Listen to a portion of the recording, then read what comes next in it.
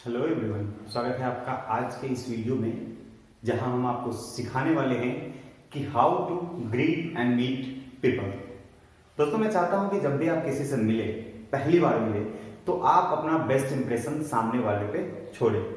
जब भी आप किसी से मिलते हैं पहली बार, तो आपका अपीयरेंस और आपके बातचीत करने का तरीका यानी कि आपका कम्युनिकेशन, ये दोनों चीजें ही डिसाइड करती है कि आपकी कैसी छवि सामने वाले के ऊपर बनेगी। एक अच्छी छवि बनेगी या एक खराब छवि बनेगी। अच्छी छवि बनती है तो वो आपको जिंदगी में दोबारा जरूर याद करेगा, लेकिन अगर आप खराब छवि बना करके छोड़ते हैं पहली दफा, तो वो आदमी आगे आपसे मिलने से पहले 10 बार सोचेगा या मिलने से डरेगा।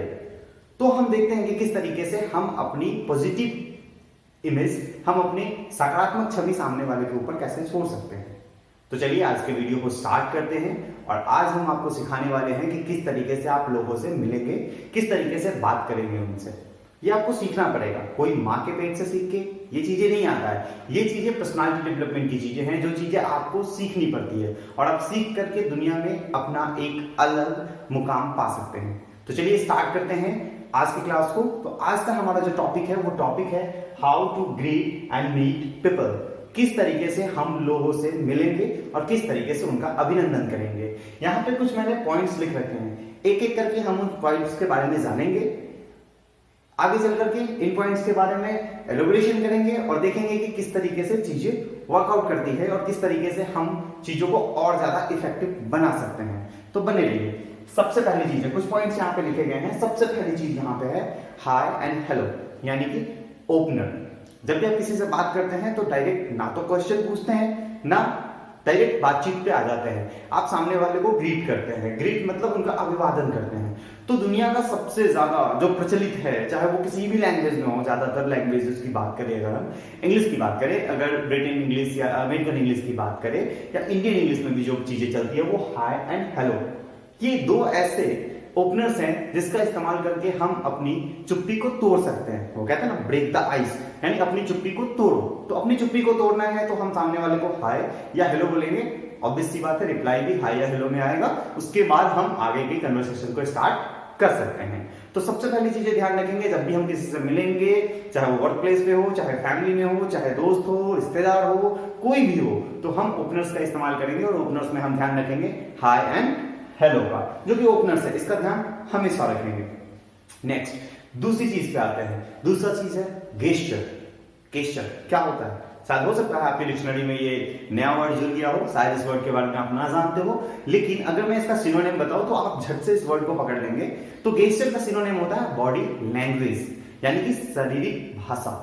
अब आपके दिमाग में हिट की हुई बहुत सारी चीजें कि अच्छा, शरीर की भी अपनी एक भाषा होती है। जी हाँ, बिल्कुल। जिस तरीके से कम्युनिकेशन में, जिस तरीके से वर्बल कम्युनिकेशन होता है, उसी तरीके से नॉन वर्बल कम्युनिकेशन होता है। वर्बल कम्युनिकेशन जो हम बोल के, जो हम अपनी आवाज के थ्रू करते हैं, उसी तरीके से नॉन वर्बल कम्युनिकेशन होता है, जिसमें हम ना तो अपनी आवाज को लाते हैं, ना ही किसी शब्द का इस्तेमाल करते हैं, सिर्फ अपनी शरीर की भाषा यानी शारीरिक भाषा का इस्तेमाल करके हम चीजों को एक्सप्लेन कर जाते हैं। तो यहाँ पे गेस्चर होता है। दोस्तों, 80% जो आपका कम्युनिकेशन है, आपके कम्युनिकेशन का 80% हिस्सा आपकी बॉडी लैंग्वेज से होती है। यानी जिस तरीके का आपका गेस्चर होगा, उसी तरीके की भाषा आप बोल पाएंगे, उसी तरीके की चीजें आप सामने वाले को समझा पाएंगे। जब भी हमें किसी को रिस्पेक्ट देना होता है तो हम अपनी बॉडी लैंग्वेज का इस्तेमाल करते हैं। एग्जाम्पल के तौर पे मैं आपको एक छोटा सा एग्जाम्पल बताता हूँ। जैसे आप किसी क्लास में बैठे हैं, आप स्टूडेंट्स हैं, सपोज कीजिए आपकी क्लास में टीचर्स आते हैं, तो क्या आप खड़े होकर के उनको जो सम्मान देते हैं, क्या उसमें कोई शब्द का इस्तेमाल होता है? जी नहीं। क्या उसमें कोई भाषा इस्तेमाल की जाती है? जी नहीं। वर्बल भाषा तो नहीं होती है, लेकिन हाँ, नॉन वर्बल कम्युनिकेशन जरूर होता है। आप खड़े होते हैं उनके सम्मान में। आप किसी ऑफिस में हैं, आपका सीनियर वहां से गुजर रहा होता है, या फिर आपके बॉस आते हैं, तो आप अपनी चेयर छोड़ करके खड़े हो जाते हैं। यानी आप गेस्चर और बॉडी लैंग्वेज के थ्रू आप चीजों को दर्शा देते हैं, आप अपनी चीजें सामने वाले के सामने रख देते हैं कि हाँ, हम आपके रिस्पेक्ट में खड़े हुए हैं। एग्जाम्पल के तौर पे और बहुत सारे एग्जाम्पल्स हैं जिसका इस्तेमाल आप कर सकते हैं। जैसे हम किसी को ऐसे करते हैं, यानी कोई एग्जाम देने जा रहा है या कोई नया काम शुरू करने जा रहा है, तो हम इस तरीके का थंब इंप्रेशन देते हैं, यानी बिना बोले इसका मतलब सब लोग जानते हैं, that is all the best. यानी कि हम सामने वाले को बिना बोले ऑल द बेस्ट कर रहे हैं, उनके फ्यूचर के लिए, उनके आने वाले टाइम में जो चीजें उनकी जिंदगी में आएंगी उनके लिए ऑल द बेस्ट कर रहे हैं। तो ऐसी बहुत सारी चीजें हैं, बहुत सारे तरीके हैं जिसकी मदद से आप गेस्चर्स का इस्तेमाल कर सकते हैं। तो गेस्चर्स एकदम सही रखिए, एकदम पोज सही रखिए। इसी गेस्चर में एक दूसरी चीज आती है आई कॉन्टैक्ट। आपका अपना आई कॉन्टैक्ट हमेशा बना करके रखिए, ठीक है। तो दूसरी चीज गेस्चर हो गया। गेस्चर यानी कि बॉडी लैंग्वेज, 80% कम्युनिकेशन हमारा गेस्चर से होता है, ये चीज हमेशा ध्यान रखिएगा। अगली चीज है हैंडशेक, नमस्ते एंड टचिंग फीट। ये बहुत ज्यादा प्रचलित है हैंडशेक। जब भी आजकल के डेट में ये बहुत क्वाइट नेचुरल हो गया है, जब भी हम किसी से मिलते हैं तो हैंडशेक करते हैं, हाथ मिलाते हैं, हेलो यार, हाय कैसे हो, क्या कर रहे हो, मतलब इन सब चीजों को हम रखते हैं। उसके आगे नमस्ते भी आता है, टचिंग फीट भी आता है। तो जब भी आप हैंडशेक करते हैं, हैंडशेक में हम सबसे बड़ी गलती क्या करते हैं, ये चीजें आपको आज मैं समझाने वाला हूं कि हैंडशेक करते समय हम बहुत बड़ी गलती करते हैं। हैंडशेक का मतलब ये नहीं होता कि हम किसी के पास गए और उससे हाथ में हाथ जोड़ दिया तो वो हैंडशेक हो गया, नहीं। हाथ में हाथ जोड़ने के बाद आपको उसको शेक करना है, that means 3 times, at least 3 times, 1 2 3, यानी कि हैंड शेक। यहां पे हैंड शेक है, हाथ तो मिलाओ लेकिन उसके बाद शेक तो करो। ये चीजें हम छोड़ देते हैं। तो जब भी आप किसी से आने वाले टाइम में हाथ मिलाएंगे तो 3 बार जरूर शेक करेंगे। इसके आगे आता है नमस्ते। नमस्ते हम लोग अक्सर आज के डेट में ये बहुत ज्यादा पॉपुलर हो गया है। जब से कोरोना आया है तब से हम हैंडशेक को छोड़ करके नमस्ते की तरफ चले जा रहे हैं। तो जब भी आप नमस्ते करते हैं, दैट मींस कभी कभी हमने देखा है कि नमस्ते इस तरीके से होता है। तो जब आप नमस्ते करें, जैसे सीनियर को नमस्ते करते हैं, तो अपनी बॉडी को थोड़ा सा झुकाएंगे। थोड़ा सा जैसे आप झुकाते हैं वो एक अलग इंप्रेशन सामने वाले के ऊपर छोड़ता है, उनको ग्रीट करता है, उनको लगता है कि हाँ ये बंदा अंदर से यानी कि दिल से रिस्पेक्ट दे रहा है। ये नहीं कि हाँ वो चुनाव के बैलेट पेपर में जो छपते हैं, जो पैम्पलेट्स में छपते हैं, ऐसे करके कर्मठ एवं सुयोग्य उम्मीदवार, ऐसी चीजों को हम दरकिनार करेंगे और ध्यान रखेंगे कि जिस तरीके से हम जब भी किसी को नमस्ते करें थोड़ा सा बेंड हो जाएंगे, थोड़ा सा अपने आप को झुका लेंगे। तो ये चीजें ध्यान रखेंगे नमस्ते करते समय। टचिंग फीट की बात आती है, आज के डेट में तो इसका प्रचलन धीरे धीरे खत्म हो रहा है, लेकिन हमारी भारतीय संस्कृति में, भारतीय परंपरा में ये चीजें अभी भी बरकरार है। तो दोस्तों एक चीज ध्यान रखिए, आजकल के जो हमारे नए न्यू जनरेशन हैं वो लोग क्या करते हैं, टचिंग फीट का मतलब उनके लिए होता है गए घुटना छुआ निकल गए। टचिंग फीट का मतलब घुटना नहीं होता। अगर टचिंग नी रहता तो आप घुटना छू करके निकल जाते हैं, लेकिन टचिंग फीट है यानी आप झुक करके आराम से दोनों हाथों से दोनों पैरों को छुए। अच्छा, क्या आपको पता है कि आप दोनों हाथों से दोनों पैर को छूते हैं? वो भी एक गलत रिवाज है। एक्चुअली असल रिवाज ये है कि अपने उल्टे हाथों से छूते हैं, यानी दाएं हाथ से दाएं पैर को और बाएं हाथ से बाएं पैर को। ये होता है एक्चुअल जो रिचुअल बना हुआ है। लेकिन फिर भी आप जब भी किसी का पैर छुए, किसी बुजुर्ग के पैर छुए, बड़े लोगों के पैर छुए, तो आप उनके फीट को टच करें, प्रॉपरली टच करें। इससे एक थोड़ा सा एक्सरसाइज भी हो जाएगा और पौराणिक मान्यता है कि जब भी आप किसी के सामने झुकते हैं और पूरी तरीके से झुकते हैं तो आपके अंदर का अहंकार, आपके अंदर का घमंड टूट जाता है, यानी कि वो घमंड खत्म हो जाता है। और ऑब्वियस सी बात है, अपने से बड़ों के सामने घमंड रख करके हम करेंगे भी क्या, ये हमारे संस्कार के खिलाफ है। तो तीसरा पॉइंट था हमारा हैंडशेक, नमस्ते एंड टचिंग फीट, यानी कि जब भी हम किसी से मिलेंगे तो हैंडशेक जरूर करेंगे, नमस्ते भी करेंगे अगर नमस्ते करने की सिचुएशन है तो, और फीट टच करेंगे अगर वो हमसे बड़े हैं, रेस्पेक्टेड है, एल्डर्ड है तो।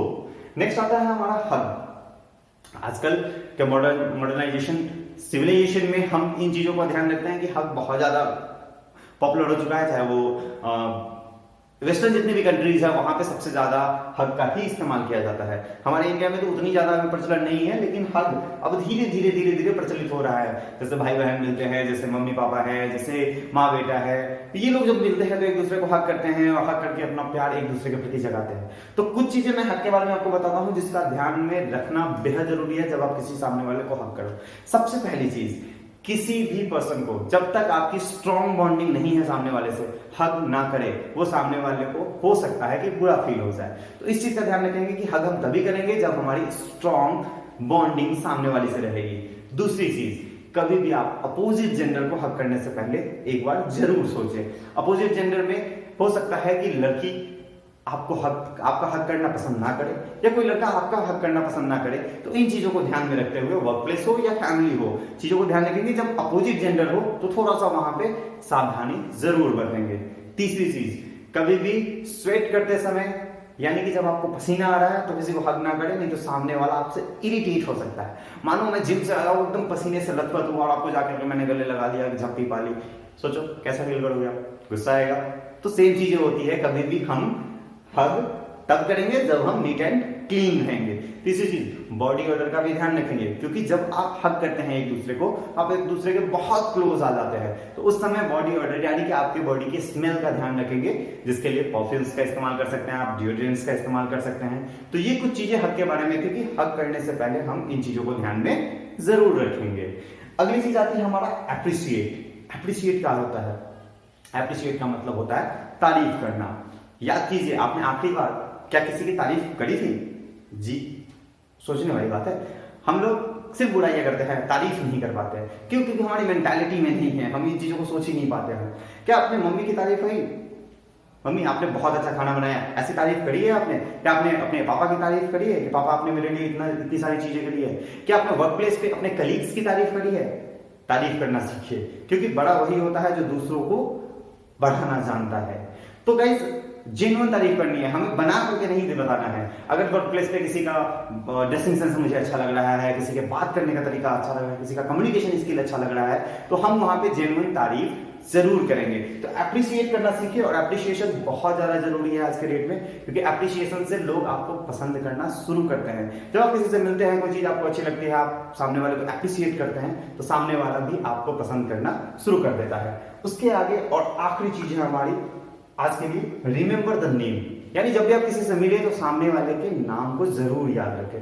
अक्सर आपने सुना होगा कि जब आप किसी से मिलते हैं और हैंडशेक करते समय ही बोलते हैं कि हाय आई एम आशुतोष, और सामने वाला बड़े अच्छे से बात करता है, आपसे सारी चीजें हो जाती है, और लास्ट में जब आप उठ के वहां से चल रहे होते हैं, सामने वाला आपसे क्वेश्चन पूछता है, अच्छा आपने नाम क्या बताया था? सोचो कितनी इरिटेशन फील होती है। यानी कि आपने नाम बताया, सामने वाला भूल गया, तो उस कंडीशन पे क्या होता है, हमें और ज्यादा गुस्सा आता है। तो उस गुस्से से बचने के लिए और उस बेवकूफी से बचने के लिए हम इन चीजों का ध्यान रखेंगे कि हम जब भी सामने वाला कोई नाम हमें बताता है तो हम उस नाम को याद रखेंगे, यानी रिमेंबर करेंगे, हमेशा कैरी फॉरवर्ड करेंगे अपने माइंड में। नाम नहीं भूलना, बाकी चीजें आप भूल जाओ, कोई फर्क नहीं पड़ता, उतनी चाहिए, लेकिन नाम नहीं भूलना है। तो गाइस, यहाँ पे कुछ 6 पॉइंट्स मैंने आपको बताए हैं, जिसका ध्यान में रख करके आप किसी भी इंसान से मिलेंगे, उनको ग्रीट करेंगे, तो सामने वाला आपके प्रति झुकेगा और आपकी एक पॉजिटिव छवि उस सामने वाले के नजर में बन जाएगी। तो गाइस, एक बार रिकैप लेते हैं आज की क्लास का, फिर क्लास को खत्म करेंगे। सबसे पहली चीज, किस तरीके से हम लोगों से मिलेंगे, किस तरीके से उनको ग्रीट करेंगे, तो उसमें सबसे पहली चीज आती है हाय एंड हेलो, ओपनर्स का इस्तेमाल करेंगे। उसके बाद आता है हमारा गेस्चर, यानी कि बॉडी लैंग्वेज। 80% कम्युनिकेशन हमारा बॉडी लैंग्वेज होता है, ये चीज हमेशा ध्यान रखिएगा। आने वाली क्लासेस में मैं आपको बॉडी लैंग्वेज के कुछ चीजों के बारे में बताऊंगा, और धीरे धीरे इन चीजों के बारे में हम जानते चले जाएंगे। उसके आगे हैंडशेक है, नमस्ते है, टचिंग फीट है। जहां जरूरत पड़े जिस चीज की, हैंडशेक की, नमस्ते की, टचिंग फीट की, तरीके मैंने आपको बताए हैं, उस तरीके को अप्लाई करना है आने वाले टाइम्स में। उसके आगे हग करना है, हग किससे करना है, कैसे करना है, ये चीजें भी आज की क्लास में हमने डिस्कस करा है। उसके आगे अप्रिशिएट, यानी तारीफ करना हमें सीखना है, हमें लोगों की तारीफ करना सीखना पड़ेगा, और हम इन चीजों को करेंगे और जेन्युइन तारीफ करेंगे। उसके आगे रिमेंबर द नेम, जब भी आप किसी नए पर्सन से मिले तो उसका नाम याद रखें, हमेशा भूले नहीं। तो गाइस, आज की क्लास में बस इतना ही, मिलते हैं नेक्स्ट वीडियो में, तब सीखेंगे हम और सारी नई चीजें, धीरे धीरे अपनी पर्सनालिटी को डेवलप करेंगे। तब तक के लिए thank you so much, thank you.